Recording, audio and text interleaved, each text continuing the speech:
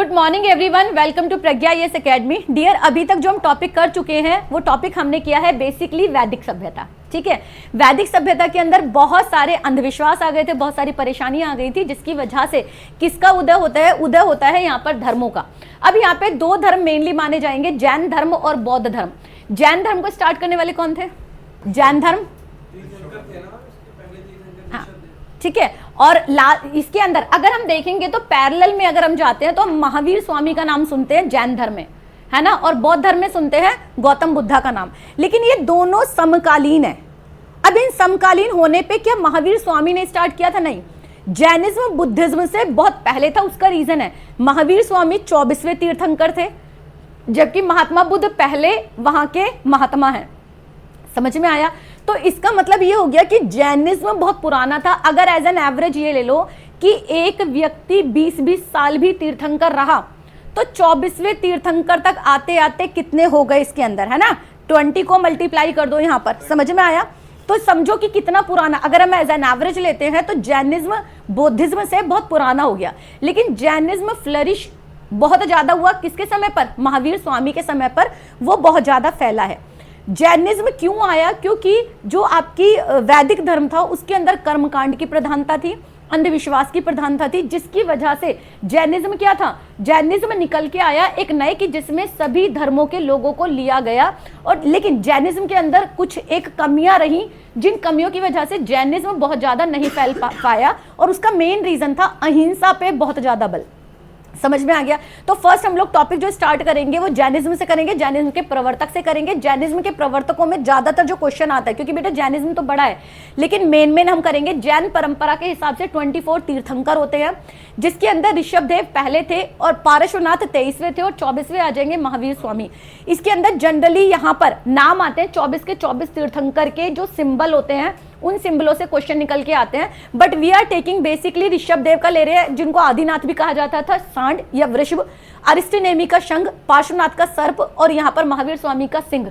ये मैच करने के लिए एज इट इज क्वेश्चन आता है, सिंपल आएगा, एज इट इज क्वेश्चन आता है कि किसका क्या सिंबल था। सिंबल का मतलब होता है जैसे हमने प्रज्ञा का एक लोगो ले लिया, इसी तरीके से जब ये चलते थे या प्रवचन देंगे तो अपना एक लोगो बना लेते ना सारे, तो इस तरीके से उन्होंने लोगो लिया हुआ था। पार्श्वनाथ के पहले के जो तीर्थंकर हैं उनकी जो ऐतिहासिकता, यानी उनके बारे में बहुत ज्यादा डिटेल नहीं मिलती है। ऋषभदेव या अरिष्टनेमी का उल्लेख जो मिलता है वो ऋग्वेद के अंदर मिलता है। पार्श्वनाथ काशी के इक्ष्वाकु वंश के अश्वसेन के पुत्र थे। ये क्वेश्चन आता है। पार्श्वनाथ कौन से हैं? 23वें। आपको याद रखना है, जनरली 23वां और 24वां मेनली याद रख लेना। 23वें वाले जो बोल रहे हैं ये क्वेश्चन आया हुआ है कि ये किसके पुत्र थे बेसिकली। नेक्स्ट है महावीर स्वामी। यहाँ पर महावीर स्वामी के बचपन का नाम था वर्धमान। क्या नाम था? वर्धमान। क्वेश्चन आता है जन्म कब हुआ है? 540 ईसा पूर्व में वैशाली के कुंड ग्राम में इनका जन्म हुआ है। अगर पिता बोलेंगे, देखो यहाँ पर याद रखना, बड़ा कंफ्यूजन सा होता है। इनका नाम वर्धमान और पिता का नाम सिद्धार्थ, वहां पर आएगा उनका नाम ही सिद्धार्थ था बचपन का। क्लियर है? तो यहाँ पर उनके पिता सिद्धार्थ ज्ञातक कुल में पैदा हुए थे और माता थी त्रिशला, जो कि लिच्छवी नरेश की चेटक की बहन थी। चेटक का वर्णन कहाँ आएगा आपका? चेटक का वर्णन आएगा प्रसेनजीत के साथ।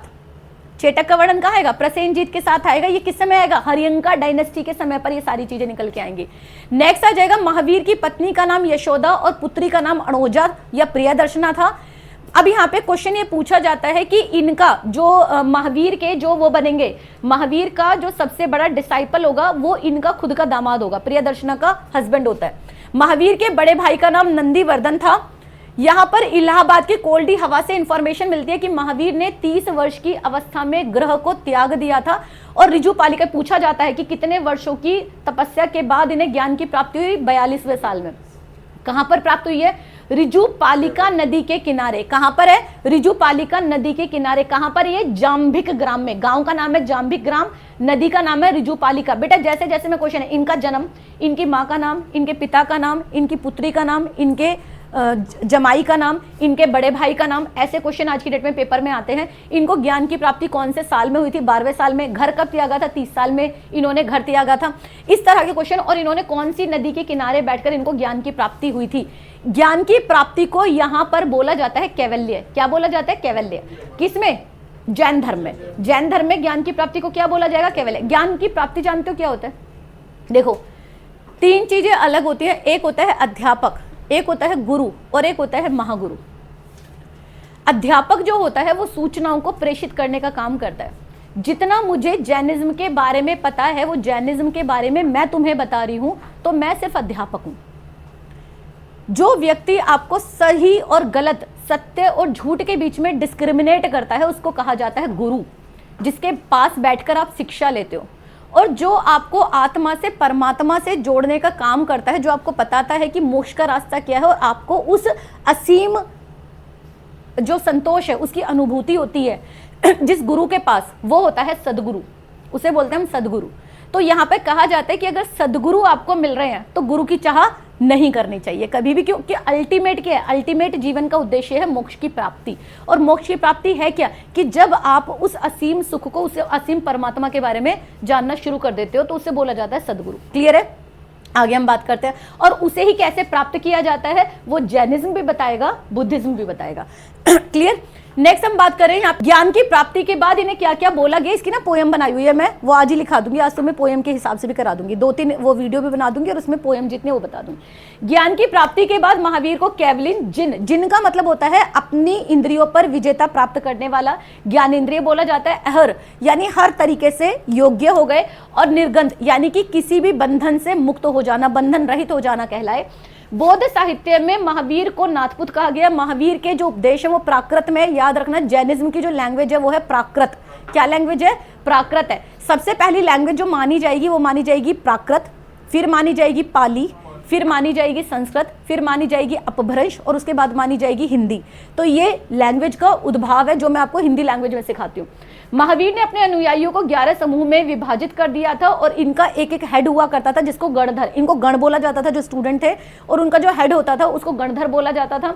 आर्य सुधर्मा अकेला गणधर था जो महावीर की मृत्यु के बाद भी उनका जन्म हुआ था। आपसे क्वेश्चन मैंने बोला था कि महावीर के पहले अनुयायी कौन बनेंगे? प्रियदर्शना या अणोजा के पति बनेंगे कौन? जमाली। क्लियर जी? उसके बाद है जैन धर्म के अंदर 5 व्रत दिए गए हैं। कौन सा है? अहिंसा, यानी कि कोई भी हिंसा ना करना, कोई भी मार्केट वायलेशन ना करना। दूसरा अमृषा, झूठ ना बोलना। तीसरा आचौर्य, चोरी ना करना। अपरिग्रह, धन को संग्रहित ना करना, धन को बांटते रहना। और ब्रह्मचर्य, इंद्रिय का निग्रह। The simple thing is there, जो व्यक्ति एजुकेशन में रहकर ब्रह्मचर्य का पालन करता है तो वो हर चीज से अलग होता है, हर चीज से अलग होता है। ब्रह्मचर्य सीधे सीधे हमारी जो इंद्रिय यानी हमारा सूंघना, हम वही देखेंगे जो हम देखना चाहते हैं, हम वही सुनेंगे जो हम सुनना चाहते हैं, हम वही कहेंगे जो हम कहना चाहते हैं, हम वही स्पर्श करेंगे जो हम करना चाहते हैं। बाहर से कोई भी डिस्ट्रक्शन किसी, ये नहीं कि गोलगप्पे देख के मुंह में पानी आ गया, है ना। आप अगर पढ़ने जा रहे हो, सामने दिखा तुम्हें कि भाई डोमिनोज है, वहां पे चले जाते नहीं। आप पढ़ने आ रहे हो तो सिर्फ पढ़ने आओ। यही होता है अपने ऊपर कंट्रोल। जो व्यक्ति ये कर लेता है अपनी नींद पर, अपने जो भी आपको आराम करना है, जो भी आपको पढ़ाई करनी है, अगर आप उन सब पे कंट्रोल कर ले तो इसी को बोला जाता है इंद्रिय निग्रह। समझ में? और उसी को ब्रह्मचर्य, यानी आप सुगंधित वस्तुओं से अलग रहें, आप कौन कंचन काया से अलग रहें, आप किसी भी खाना पीना जो भी होता है, जो मसालेदार खाना होता है उससे आप अलग रहें। आपका जो सोने का बिस्तर है वो कठोर, स्पेशली स्टूडेंट को बोला जाता है जमीन पे सो, क्योंकि जब जमीन पे सोगे ना तो थोड़े दिन लगता है, लेकिन आफ्टर दैट ये जो बॉडी होती है ना, क्योंकि जितना सॉफ्ट पे सोगे तो लंबे सोने का टाइम लगता है ना। अगर आप एसी में सो रहे हो तो मन करेगा और 2 घंटे सो जाए, लेकिन अगर हार्ड चीज पे सो रहे हो, एक नॉर्मल एटमॉस्फेयर में सो रहे हो तो आप लंबे समय नहीं सोएंगे। तो ये सभी होता है ब्रह्मचर्य। नेक्स्ट आ जाता है जैन धर्म में सांसारिक बंधनों से मुक्त पाने के उपाय किए गए, जिसके अंदर सम्यक ज्ञान, सम्यक ध्यान, सम्यक चरित्र। क्या बोल रहे हैं? सम्यक ज्ञान, यानी आपका ज्ञान जो है, सम्यक का मतलब है सही। आपके पास ज्ञान कैसा होना चाहिए? सही ज्ञान होना चाहिए। आपके पास ध्यान कैसा होना चाहिए? है ना, सही ज्ञान होना चाहिए। और आपका सही चरित्र होना चाहिए, आपका आचरण अच्छा होना चाहिए। तो ये 3 रत्न, इसी को कहा गया है जैन त्रिरत्न। आपसे व्रत पूछे जाएंगे तो 5 पंच महाव्रत हो गए।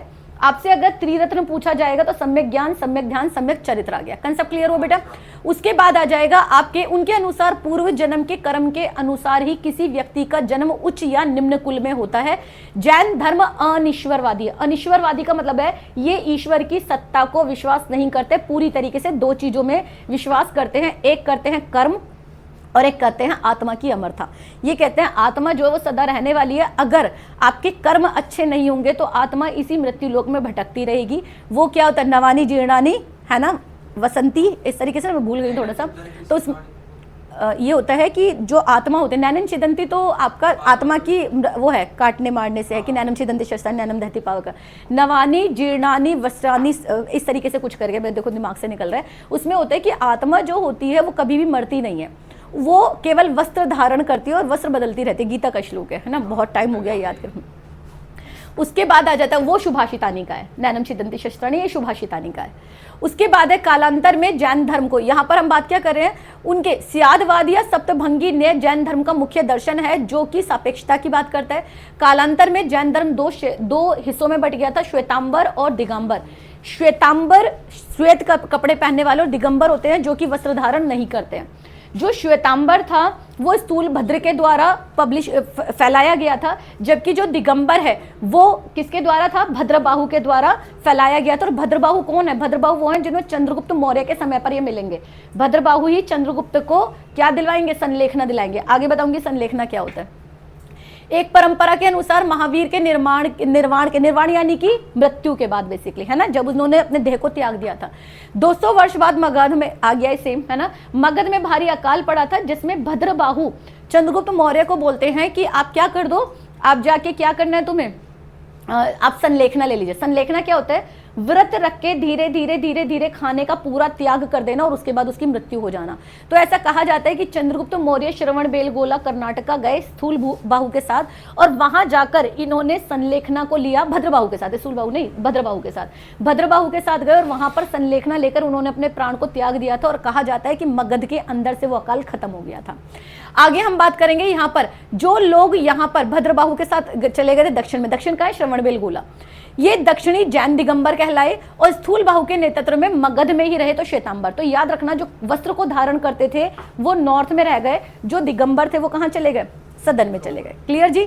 उसके बाद है श्वेतांबर परंपरा के अनुसार 19वें तीर्थंकर मल्लीनाथ एक स्त्री हैं, जबकि दिगंबर इन्हें पुरुष मानते हैं। प्रथम जैन संगति, अब यहाँ पे ना जैन संगति आ जाती है बेटा, 2 जैन संगति हुई है यहाँ पर, एक हुई है आपकी पाटलिपुत्र में और दूसरी हुई है वल्लभी में। पहली कहाँ हुई है, पाटलिपुत्र। क्वेश्चन पूछा जाता है कितनी जैन संगति हुई है, 2। पहली कहाँ हुई है, पाटलिपुत्र, दूसरी कहाँ हुई है, वल्लभी गुजरात के अंदर। पहली वल्लभी पाटलिपुत्र में हुई है, स्थूलभद्र की अध्यक्षता में हुई है। दूसरी वल्लभी में हुई है, क्षमा श्रवण, याद रखना, क्षमा श्रवण की अध्यक्षता में हुई है बेसिकली। इसी समय पर जो दूसरी संगति हुई है उसी के अंदर जैन ग्रंथों का संकलन किया गया है। किसका किया गया, जैन ग्रंथों का संकलन किया गया। जैन धर्म के प्राचीनतम साहित्य जो थे उनको पूर्व कहते हैं, जिनकी संख्या 14 थी। जैसे हमारे है ना पुराण है 18 है, इसी तरीके से इनकी जो किताबें हैं उनको पूर्व, हमने पुराण बोला, यहाँ पे क्या है, पूर्व है। और पूर्व कितने हैं, 14 है बेसिकली। बाद में जाकर इन्होंने इन्हीं बुक का आगे संकलन किया जिनको आगम बोला गया, यानी जो पुरानी बुक है उनको पूर्व और जो आगे आने वाली जो बुक थी उनको आगम बोला गया, जिनकी संख्या 46 थी। प्रमुख जैन धर्मों के अंदर हेमचंद्र ने लिखी है परिशिष्ट पर्वन, कल लास्ट बताया था ना उस क्लास के अंदर जो आप इतिहास के स्त्रोत्र की हैं। हरिभद्र सूरी ने लिखा हुआ है यहाँ पे अनेकांत विजय।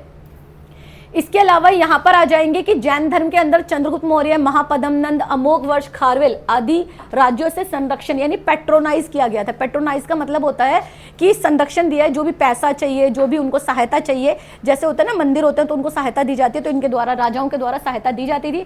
468 के करीब पावापुरी के अंदर महावीर स्वामी ने, यहाँ पर महावीर स्वामी ने मल्ल राजा शस्यपाल के राजप्रसाद में महावीर स्वामी किसको प्राप्त हुए हैं, निर्वाण को प्राप्त हुए हैं। Concept clear. आपके क्वेश्चन कैसे आएंगे, महावीर स्वामी का जन्म कहाँ हुआ, महावीर स्वामी की मृत्यु कहाँ हुई है, महावीर स्वामी के फैमिली में कौन थे, महावीर स्वामी ने पहला अपना उपदेश किसे दिया, महावीर स्वामी ने 4 जैन जो आपके जो ज्ञान है, जो आपका त्रिरत्न है वो क्या क्या है, या इनके आर्य व्रत क्या क्या हैं, जो इनके व्रत थे 5 व्रत थे, तो 5 महाव्रत इनके कौन कौन से हैं।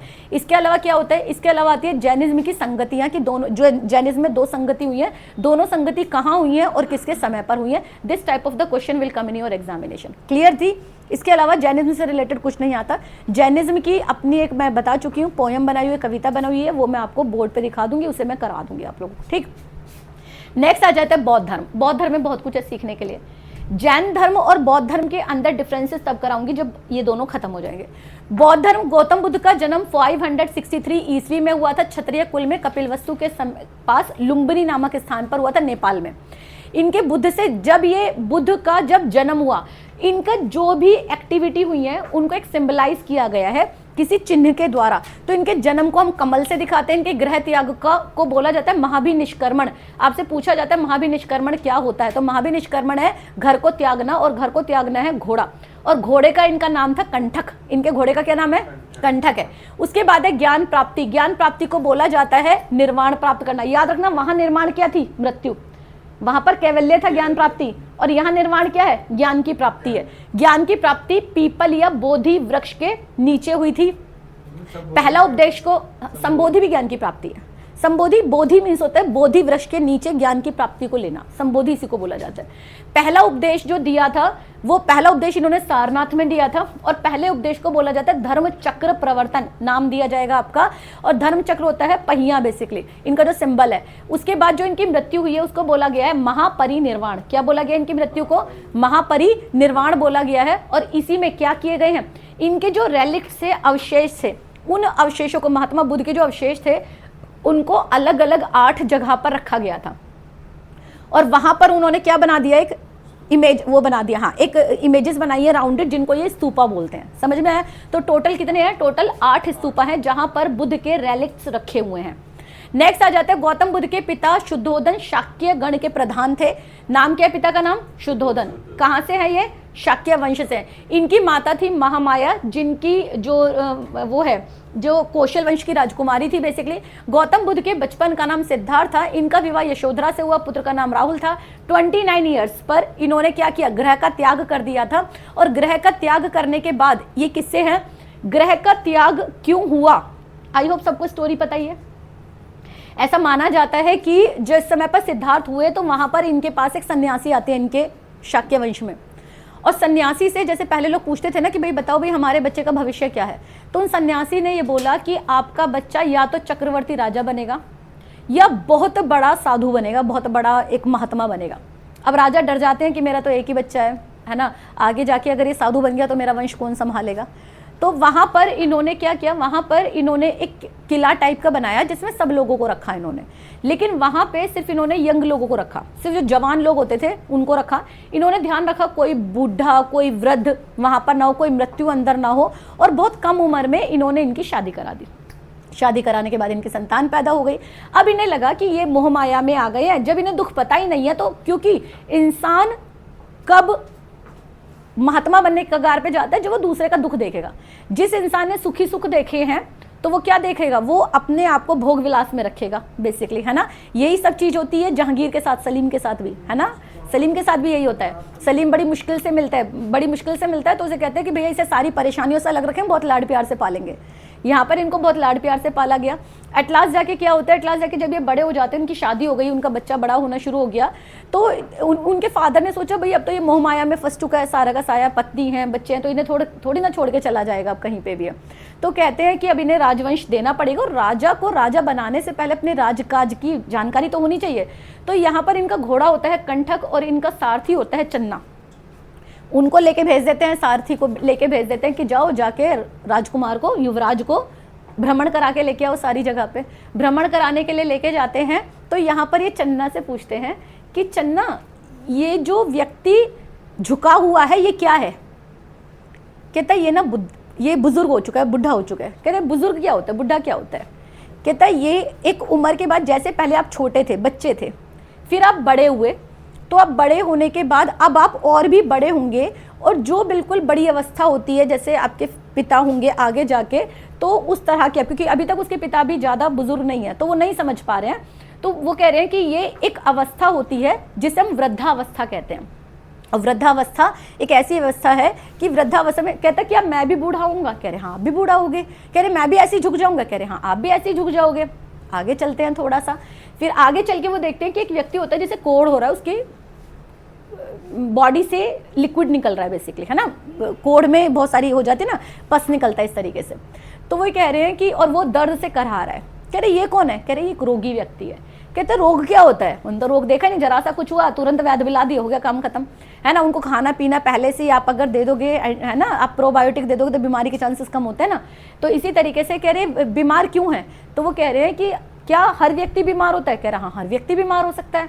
जो भी व्यक्ति सही से खाना नहीं खाएगा, सही से रहेगा नहीं, उसका जीवनचर्या अच्छी नहीं होगी, वो सब बीमार। क्या मैं भी बीमार पड़ सकता हूँ? कह रहे हाँ आप भी बीमार पड़ सकते हो। कह रहे मैं बीमार क्यों नहीं पड़ा? क्योंकि आपकी देख रेख हुई है इसलिए आप बीमार नहीं पड़ते हो। छोटी मोटी हुई तुरंत ही आपको दे दिया तो आप कभी इतने बीमार नहीं पड़े हो। तो क्या रोगी सब हो सकते हैं? कह रहे हाँ सब रोगी हो सकते हैं। तो रोग से हटेंगे कैसे? कह रहे वो मुझे नहीं पता कैसे हटेंगे। आगे चलते हैं। कहते हैं वहां पे लेडीज जो थी बहुत सारी वो रो रही थी। तो कह रही रो क्यों रही है? कह रही इन्हें दुख है। कह रहे दुख क्या होता है? कह रहे दुख वो होता है जब हम अपने किसी प्रिय वस्तु, प्रिय चीज को खोने का हमारे अंदर डर होता है तो उसे दुख कहा जाता है। आगे जाते हैं तो एक अर्थी जारी होती है। अर्थी देखते हैं, वो कहते हैं ये क्या है? कहते हैं ये ना अर्थी है। कह रहे अर्थी क्या होता है? जब कोई व्यक्ति मर जाता है। कहते मरना क्या होता है? उन्हें कुछ भी नहीं पता। कहते मरना क्या होता है? कहते मरना जैसे हमारा जीवन हुआ है, जैसे एक बच्चा जन्म लेता है, ये जो शरीर है हमारा, वो शरीर आपका एक समय खत्म होगा।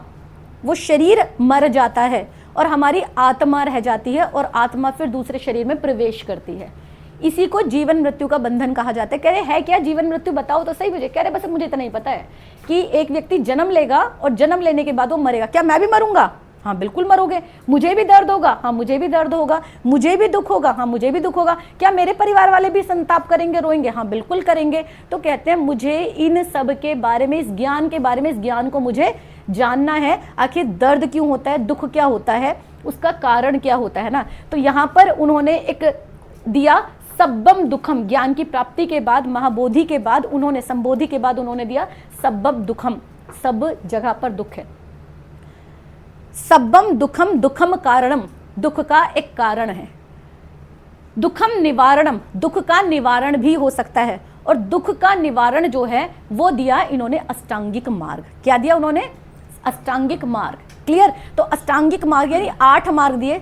सत्य, अहिंसा, अस्तेय, अपरिग्रह, उसके बाद ब्रह्मचर्य, ब्रह्मचर्य सबसे लास्ट में जोड़ा गया था, और निग्रह, इंद्रिय निग्रह। ये सारे के सारे क्या दिए? अष्टांगिक मार्ग दे दिए। दर्शन इन्होंने भी दिया, सम्यक ज्ञान, सम्यक दृष्टि, सम्यक चरित्र।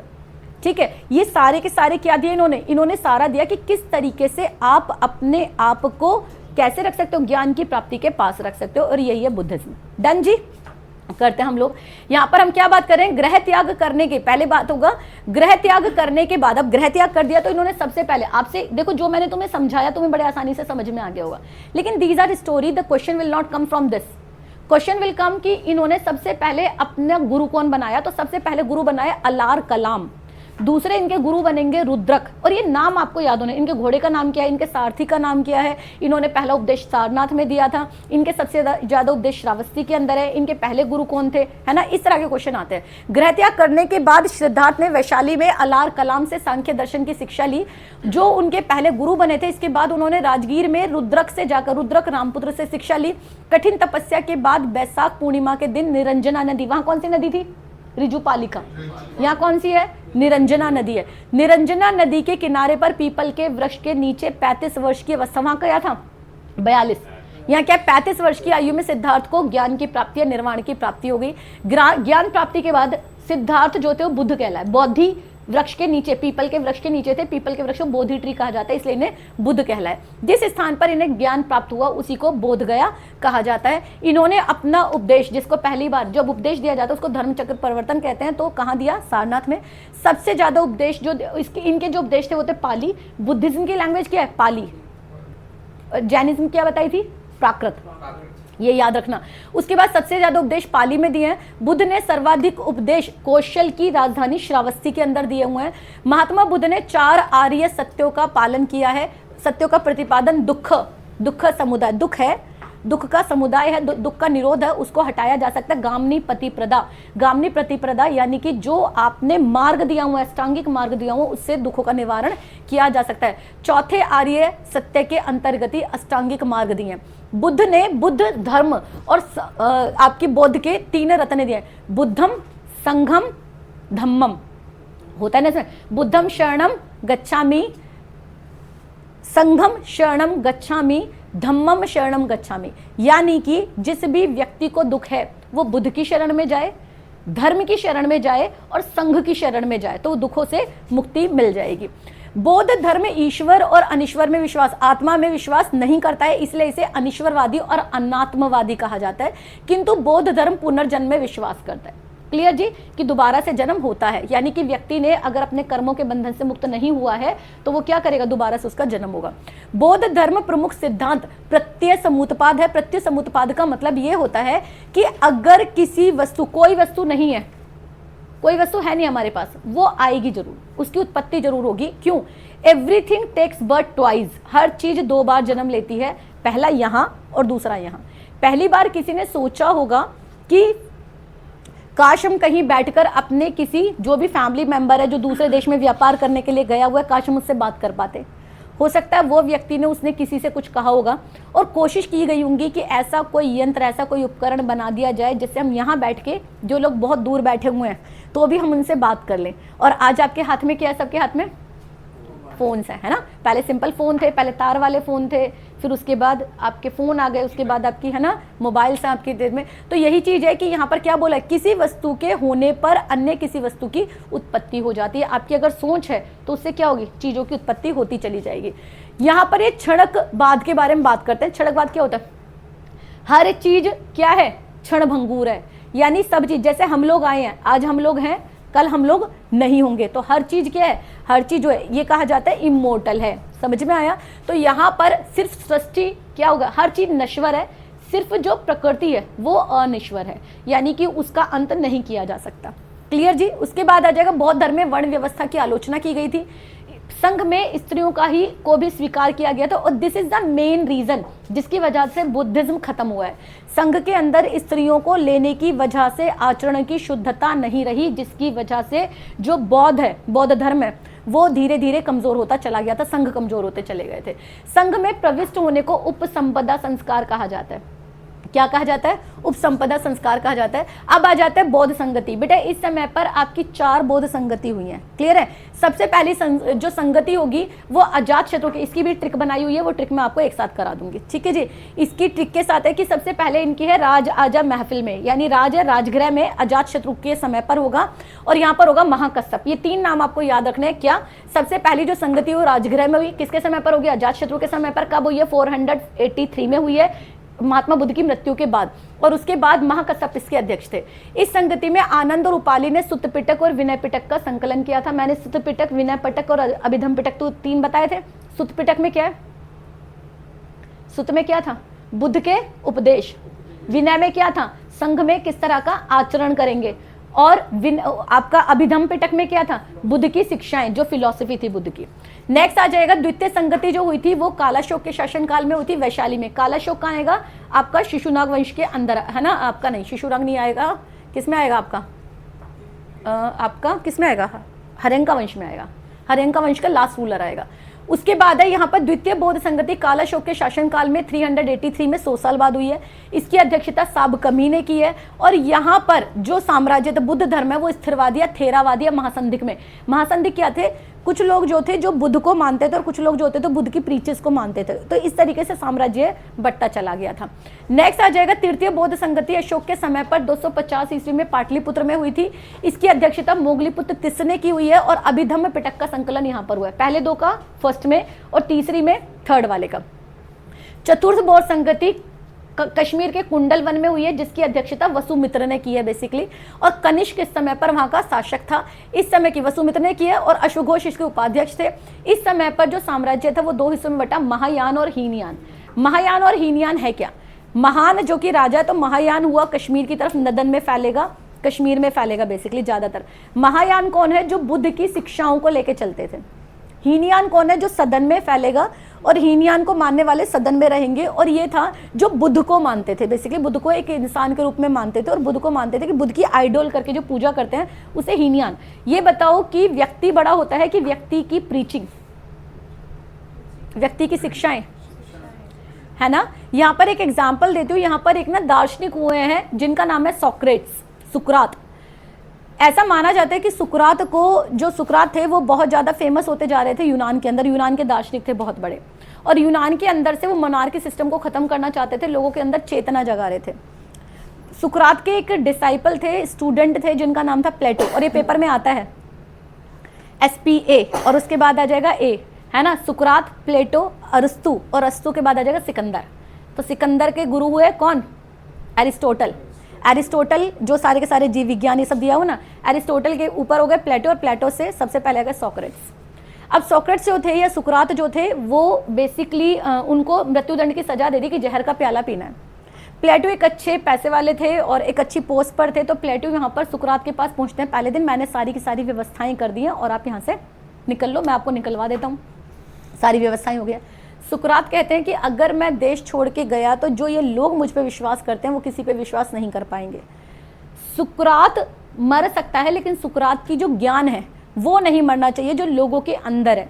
वो जो ज्ञान मैंने तुम्हें दिया हुआ है अब तुम उसे फ्लरिश करो, क्योंकि अगर आज मैं छोड़ के गया है ना यूनान को, तो यूनान कभी भी उस लेवल पे नहीं जा पाएगा, उसके अंदर एजुकेशन या जो ये संचार है एक वो नहीं हो पाएगा। एंड दैट इज़ वाई सुकरात मना कर देते हैं। सुकरात बच सकते थे लेकिन सुकरात मना कर देते हैं कि अगर मेरे प्राण छोड़ने से मेरा जो ज्ञान है, मेरी जो नॉलेज है, मेरा जो क्रांति है वो अगर लोगों के बीच में रह जाता है तो सुकरात रहे ना रहे विचार रहने चाहिए, है ना। तो ऐसे बोलते हैं ना कि गांधी मर सकता है लेकिन गांधीवाद जिंदा है आज भी। तो दीज आर द पीपल दो हैव सेक्रीफाइड देयर लाइफ। उन्होंने अपनी लाइफ, अगले दिन उनको जहर का प्याला दिया गया, पूरे बीचों बीच दिया गया था और सुकरात ने जहर का प्याला पिया था और प्लेटो ने फिर उनकी जो भी विचारधारा है उसको आगे बढ़ाने का काम किया था। तो कैन वी डू दिस? क्या हम उस लेवल पे जा सकते हैं कि हम रहे ना रहे लेकिन हमारी विचारधारा इतनी स्ट्रॉन्ग है जो कि लोगों के बीच में फैलनी चाहिए। तो इस तरह की चीज़ें आपको यहाँ पे अलग अलग, जो हम बुद्धिज्म की बात कर रहे हैं, बुद्धिज्म को, बुद्धा को बोला जाता था लाइट ऑफ एशिया। क्या बोला जाता था? लाइट ऑफ एशिया, पुंज, है ना। अब यहाँ पे हम बात कर लेते हैं, इतना समझ में आया बेटा। तो उसके बाद भी क्या इनकी संगति हुई। नागसेन द्वारा मिलिंद पन्नो ग्रह पाली शब्द में लिखे गए थे, अश्वघोष रचित बुद्ध चरित्र और सोदरानंद संस्कृत भाषा में लिखे गए हैं। यहाँ पर बुद्ध की मृत्यु जो होती है, बुद्ध की मृत्यु का भी एक अलग से बताया हुआ है। कुशीनगर के स्थान पर मल्ल गणराज्य, याद रखना जैनिज्म ने और बुद्धिज्म में दोनों में सिमिलैरिटी कहें, मल्ल गणराज्य में ही इनकी दोनों की मृत्यु होगी। कुशीनगर के अंदर इनकी मृत्यु होती है और कुशीनगर के अंदर ऐसा बोला जाता है कि एक वैश्य होता है तो उसके यहाँ पर इनको बुलाया जाता है और वो वैश्य जो होता है वो इनको क्या देता है? जहर देता है, खाने मिला के जहर ले लेते हैं ये। इनसे पूछा जाता है लास्ट मिनट में कि आपको पता था, आप तो सब ज्ञाता हो, आपको पता है कि इस खाने में जहर होगा, फिर आपने क्यों लिया? आपको पता था कि, है ना, या आप अपने आप को बचा सकते हो? तो उन्होंने बोला कि जिसने मुझे बुलाया था उसने मुझे एज अ स्टूडेंट बुलाया, उसने, मेरा शिष्य है और मेरा शिष्य अगर मुझे कुछ दे तो गुरु का फर्ज बनता है कि वो उसे ग्रहण करे और ग्रहण करने के बाद जो उसका प्रभाव है, अगर ये मुझे फल देता तो उन फलों का प्रभाव मेरे शरीर पे पॉजिटिव होता। क्या मैं ग्रहण नहीं करता ना, क्योंकि उसने मुझे एज अ स्टूडेंट भेंट किया है। तो वो भेंट जो मेरे स्टूडेंट ने मुझे खुश होकर दी है, मुझे उसे ग्रहण करनी थी और उसका प्रभाव भी मेरे ऊपर होगा। अगर मैं उसके प्रभाव को नकार दूं, वो मैं कर सकता हूं, लेकिन अगर उसके प्रभाव को मैं नकार दूं तो जो गुरु और शिष्य का, शिष्य ने जो गुरु को एक भेंट दी है, सारी जिंदगी जो भेंट दी थी, हम उनको स्वीकार करते हैं। इसी तरीके से मुझे इस भेंट को भी पूर्ण रूप से स्वीकार करना पड़ेगा और बुद्ध अपना प्राण त्याग देते हैं। तो this type of the people they were basically, इसलिए शायद हम आज भी पढ़ रहे हैं इतने हजारों साल बाद भी।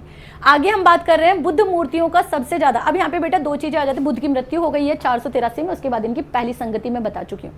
नेक्स्ट आ जाएगा 4 संगतियां हुई थी इनकी, ठीक है जी। उसके बाद बुद्ध की मूर्तियों का सबसे ज्यादा निर्माण जो किया गया बेटा, 2 शैली आएंगी, एक आएगी गांधारा शैली और एक आएगी मथुरा शैली। जब आप बुद्ध की मूर्ति मार्केट के अंदर देखते हो व्हाइट कलर में या रेड कलर में, ओकर कलर में देखते हो, है ना, तो वो जो मूर्तियां हैं जो इसमें हैवी कपड़े पहने हुए हैं, जो दुपट्टा होगा वो हैवी सा दिखाई देगा आपको, वो सब बनी हुई है आपकी मथुरा शैली की। और जो आप ब्लैक कलर की देखते हो जिसमें घुंघराले इनके बाल हैं, जिसमें इनका कपड़ा जो वो थिनर है, ज़्यादा स्टाइल में दिया हुआ है, वो सारे के सारे बुद्ध की मूर्तियाँ, लेटे हुए बुद्ध की मूर्तियाँ देख रहे हो आप, खड़े हुए बुद्ध की मूर्तियाँ देख रहे हो, वो सारी की सारी मूर्तियाँ होती हैं गांधारा शैली के अंदर। क्लियर जी? तो आप जब मार्केट में लेने जाओगे तो अब आप रिकॉग्नाइज कर पाओगे कि बुद्धा की मथुरा शैली की मूर्तियाँ हैं या गांधारा शैली की मूर्तियाँ हैं। क्लियर है जी? गौतम बुद्ध को एशिया का ज्योतिर्पुंज कहा जाता है और बोधिसत्व की अवधारणा कहाँ से आती है? महायान संप्रदाय से। अब बोधिसत्व है क्या?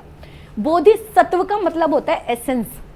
बुद्ध के जो भी फैमिली मेंबर रहे उनको, या बुद्ध की फैमिली, जैसे राहुल है तो राहुल के फिर बच्चे हुए होंगे ना, आगे राहुल के बच्चे थे ना, तो उनका अंश था, तो वो जो अंश उनके अंदर गया या जो भी सत्वा उन्होंने दिया उन्हीं को बोधिसत्व कहा जाता है। कि जिस जिस पीढ़ी के अंदर बुद्ध के अंदर से क्या रहे होंगे, बुद्ध का ज्ञान या बुद्ध के अवशेष रहे होंगे, बुद्ध की लाइफ को रहा होगा, उसी को हम बोधिसत्वा कहकर बोलते हैं। तो बोधिसत्वा का कंसेप्ट निकल के आता है, कहाँ से निकल के आएगा, आपके महायान से निकल के आएगा। कंसेप्ट क्लियर जी? तो आई होप जैनिज्म और बुद्धिज्म आपके दोनों क्लियर हो गए हैं। ठीक है जी, कल हम जो करेंगे वो करेंगे महाजनपद। ठीक, लेट मी